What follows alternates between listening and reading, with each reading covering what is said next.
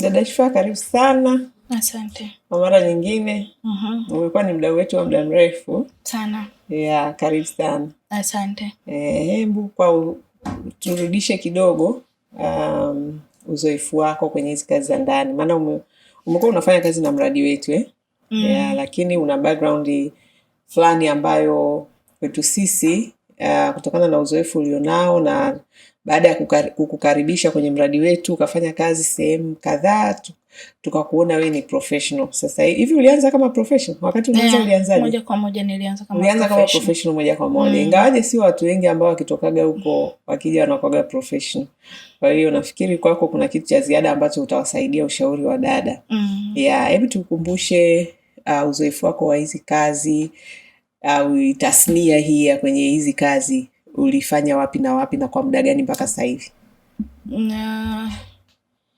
Kwa ujumla na takriban ya miaka 7. Ndio. Na nimefanya sehemu tofauti. Si usogee mbele ili usikike. Karibia maiki. Nimeanzia Omani. Umeanzia Omani? Nimeanza Omani, nikafanya Abu Dhabi, nikafanya Dubai.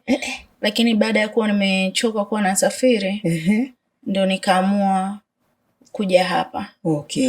Kwa hiyo hapa niliingia tayari nikiwa professional kwa sababu nimeshaanza mbali. Na kule ulikuwa umejikita zaidi kwenye maeneo gani? Maana tuna usafi, tuna malezi, tuna mapishi. Wewe eneo lako ambalo ndio una nguvu nalo ni lipi? Eneo ambalo nilikuwa na nguvu nalo zaidi ni swala la upishi. Lakini kwa mara kadhaa nimekuwa nikifanya sijui ni kama malezi, lakini nimewahi kumlea dada ambaye ni mjamzito. Kwa hiyo nimeanza kulea tangu mimba yake mpaka kujifungua kwake. Kwa hiyo hadi mtoto ulimlea? Hadi mtoto wake mpaka kufikia miezi minne kama sikosei. Kwa hiyo pia kwenye malezi ni kama pia umeanza kujifunza au unaweza kulea? Naweza kulea kwa sababu pia ni kitu ambacho napenda. Yaani kumwangalia mtu ambaye ni mjamzito ni kitu ambacho pia napenda kwa sababu kwenye mjamzito kuna swala la chakula pia. Kwa hiyo nimejikuta kwamba napenda kwa sababu kuna kitu ambacho ninapenda ndani yake. Na kwenye usafi?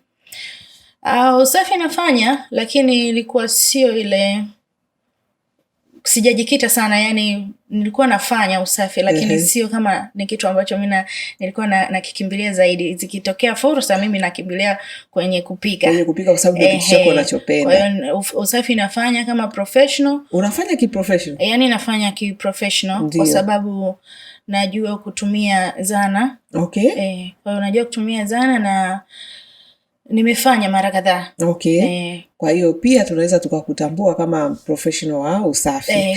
Na nafikiri kuna mahali tuliwahi kukupeleka, yule dada alikuwa msafi sana. Nyumba yako ilikuwa ukiweza kutoboa pale basi wewe kweli ni professional. Ni kweli. Na yule dada alikukubali. Na alikukubali aswa, na alikukubali akakupeleka hadi kwa mama yake na wote ni watu wenye wanaopenda usafi. Kwa hiyo kwenye professional ya usafi pia mimi pia naweza kusema ni shahidi kwamba una uwezo kutokana na aina ya watu ambao tuliwahi kukupeleka. Kwa mpaka sasa tuseme ni mtu ambaye kwenye malezi kidogo kwa sababu ya ujalea sana, labda nikupe max chache. Lakini kwenye usafi na kwenye mapishi niseme hapo ndio eneo lako. Sasa umetumia mbinu gani mpaka kuweza kuwa professional? Kwa sababu kiukweli unapokuja hapa kama professional unalipwa vizuri, 500, na kuna wadada ambao wangependelea kulipwa hizo fedha. Lakini wewe hebu wape siri, kwa sababu sidhani kama ulienda shule kusomea. Kuna chochote ambacho umekisomea? Una cheti kabisa? Cheti rasmi za hizi kazi zote nazozifanya sina. Lakini labda tuseme kwa sababu tu wakati mwingine ni kutokana na makuzi, lakini pia na mapenzi. Mimi binafsi napenda sana swala la kupika. Kwa hiyo najikuta kwa nini napika nyumbani sipati chochote. Wakati nina uwezo wa kupata pesa kutumia kupika. Upishi, Lakini pia kwenye swala la usafi ni kitu ambacho mimi binafsi napenda, ndio maana hata kazi ile ya kwanza ambayo ulinipatia watu ambao walikuwa wako complicated sana, wana masharti mengi kwenye usafi, na niliibuka kidedea kabisa. Mpaka leo nakukumbuka. Mpaka leo nashukuru Mungu. Lakini ni kujifunza. Yani hiyo ndio sasa najifunza zaidi kutumia mtandao. Kwa hiyo kwenye mtandao hupiti kuangalia umbea? Mimi bwana, mtandaoni siangalii umbea, naangalia kitu ambacho nataka kukifanya.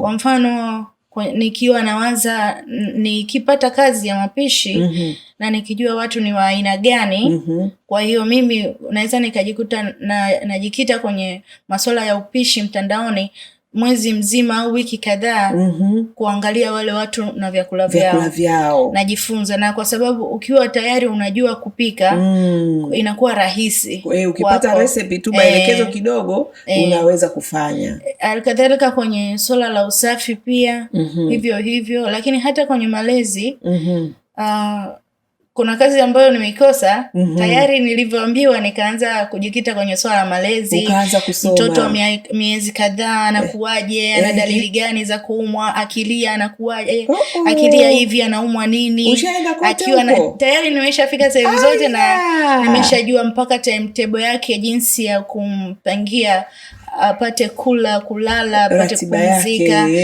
Ingawaje mtoto si mtu ambaye wa kumwekea manani kwenye ratiba. Yeye pia ana ratiba zake binafsi. Kwa hiyo nikawa tayari nimeshajifunza. Kwa hiyo kila kitu ni kujifunza, hata kama ni kwa ugumu, lakini ukijifunza na ukiwa na utayari inawezekana. Kabisa, na mimi naungana na wewe dada Shifaa. Huwa nawaambia wadada, sisi binadamu tumejifunza vitu vyote tunavyovijua, kuanzia kuongea, kutembea, na kufanya shughuli mbalimbali, zote tumejifunza. Kwa hiyo hakuna kitu kigumu kwenye akili ya mwanadamu. Ni utayari kama unavyosema, na ile nia na dhamira ya dhati kabisa ya kutaka kukijua kile kitu. Tabia ambayo wengi hawana. Watu wengi wanataka tu pesa kirahisi, lakini ukimwambia hilo jambo lijifunze, basi namna ya kulifanya kwa ubora, wengi wanakuwa hawana utayari. Kwa mimi nikupongeze sana, kwa sababu kiukweli wewe ni dada wa mfano, kwamba ujuzi ndio kitu muhimu. Sisi tunakuwa radhi kukupa wewe kazi kuliko hata mtu ambaye anakuja na cheti. Kwa nini? Kwa sababu wewe tayari tuna uhakika ujuzi unao. Sehemu ambazo umefanya kazi kupitia kituo chetu tumepata sifa nzuri sana. Lakini kuna mwingine anaweza kuja na cheti chake, lakini mtu akakwambia mimi sioni uprofessional wote. Na mtu ana cheti. Kwa hiyo maana hata mimi kwenye mafundisho yangu huwa nawakumbusha sana na kuambia, jamani, usiweke cheti mbele, weka ujuzi wako mbele. Ujuzi ndio utakao kupa faida. Ujuzi ndio utakao kupa pesa nyingi. Kwa hiyo nakupongeza sana kwa hilo. Na imani kwa kweli utaendelea kutuletea sifa nzuri. Kila sina wasiwasi nalo. Kila siku. Kwa hiyo umejipangaje? Maana safari hii umepata kazi ya housekeeping. Bosi wako wa sasa anachotaka ni professional wa housekeeping, masuala ya usafi. Umejipangaje? Umejiandaje? Kuna nyumba za kisasa zinabadilika kila siku, mpangilio namna kufanya usafi, umejipangaje?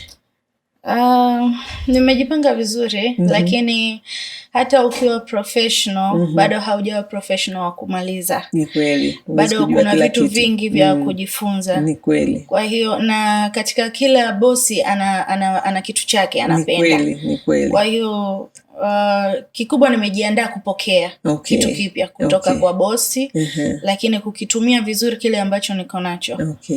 Na kama hivyo unavyosema, kama navyosema, bosi ana kila style, yani kila bosi ana mambo yake. Wengine wanachukua watu professional, lakini kuna maisha fulani wanaishi bado sio ya kiprofessional. Kwa hiyo kitu ambacho nimejipanga kuongea na bosi ambaye anataka professional kama mimi, lakini hafanyi vile vitu ambavyo anatakiwa kufanya. Yani kuna mwingine anaweza kawa analipia professional pesa nyingi, lakini baadhi ya vitu ndani ya nyumba yake sio vya kiprofessional. Kwa hiyo mimi niko tayari kuongea na bosi kwa namna nzuri na kumwelekeza kwamba bosi, tukiwa na hiki na hiki kinaleta urahisi zaidi, uzuri zaidi. Ni kukubaliana na mazingira. Lakini pia kujishusha, sio wa kujikwaza sana, kujikweza. Kwa sababu ushachukuliwa kama professional, basi usiende pale ukaanza kusema mbona hakuna mashine za nini, mbona hakuna vifaa hivi. Utakwenda na vile vilivyopo, lakini utajitahidi kufanya kazi yako kwa ubora na kushauri kwa unyenyekevu. Pale ambapo bosi ana uwezo atakwambia basi hiki tunaweza kununua, labda hiki kwa sasa hatuwezi. Cha muhimu tu anaweza kukulipa kwa wakati na ukafanya kazi zake akaridhika. Na tena anachokupenda wewe ni yule mtu ambaye unapenda kupata feedback kwamba bosi vipi, umeridhika au kuna kitu hakiko sawa. Tofauti, yani ni tofauti na wadada wengi. Wadada wengi huwa hawapendi kupata feedback au mrejesho kwamba huyu mtu unayemhudumia anaridhika na huduma yangu, lakini we ni mtu wa hivyo. Kwa na imani mtaenda sawa, na na imani kabisa kupitia wewe bosi wako naye marafiki zake watasema jamani, huko ulikuwa mtoa shufaa, basi na sisi tunataka tukapate professional. Bila shaka. Mimi nakutakia basi majukumu mema. Asante. Kila laheri, Mwenyezi Mungu akutangulie. Uende ukatimize wajibu wako vizuri na uweze kutimiza malengo. Malengo hasa ni nini? Maana sasa hebu niambie, yani una kitu gani unachokitafuta kupitia hizi kazi, au umeshaamua kwamba hii ni career yako utakuwa unatumia kupata hela? Maana kuna wale wanafanya kama kutafuta kitu fulani kwa muda fulani afa anaacha, lakini watu wengine ambao wamefika level za professional labda anaona hela ninayopata huku pia ni nzuri kuliko hata nikifanya biashara. Naweza nikafanya biashara hiyo hela nisitengeneze faida kama hii. Unakuwa tu na mzunguko, labda unauza kitu lakini baadaye ukija kuangalia mwisho wa mwezi labda huoni ulichokipata. Lakini ukifanya hii kazi mwisho wa mwezi unapata fungu lako, huna bili, huna kodi, huna nini. Kwa wewe kwako ikoje? Mimi natumia nafasi hii kwa lengo la kunivusha kutoka sehemu moja kwenda sehemu nyingine. Bado hujavuka tu. Naona kile ninavyofanya sijafaidi vile ambavyo, kwa sababu kama unavyojua mimi ni mtu ambaye nafanya vitu vyangu binafsi, lakini bado naweza nikaweka biashara pembeni. Na ukiniambia bwana kuna kazi fulani inahitaji professional, nakuja. Kwa sababu bado naona kuna kitu nahitaji kuongezea pale ambapo nipo nacho. Kwa hiyo nitafanya biashara yangu lakini bado nitaendelea kufanya kazi hizi. Kwa sababu sio kwamba ulikuwa umekaa. Hapana, ulikuwa unaendelea na biashara zako, lakini baada ya kuona kuna hii fursa imetokea unasema okay, ngoja biashara niweke hivi nikafanye hii kazi. Kwa hiyo umekuwa ni mtu ambaye yani unafanya miguu yote. Huku unafanya biashara, huku kazi ikitokea unaenda kufanya. Nashukuru mnanipigia mnanikingia kifua ama sio kukukingia kifua, ila sisi wewe tunauza ujuzi wako kwa sababu tunakuamini. Yani wewe ni miongoni mwa wale watu ambao tunajua hawaendi kutuangusha. Si umeelewa hiyo? Kwa hiyo pia ni ujuzi wako ndio tunaojivunia, na ndio huo unatupa ujasiri wa kusema hapa akienda shufaa kila kitu kimesimama, kila kitu kinakaa vizuri. Kwa hiyo nikupongeze kwa kweli. Ndio maana naambia wanawake ujuzi ndio unaokupa tija, ndio unaokupa faida. Hakuna mtu anayekutafuta tu hivi kwa sababu anakupenda. Sisi sio kwamba tunakupenda sana. Ni kwa sababu tunajua win-win. Wewe utapata na sisi tutapata. Kwa hiyo lazima uwe na kitu ambacho mtu ukimpa anakiona kina thamani.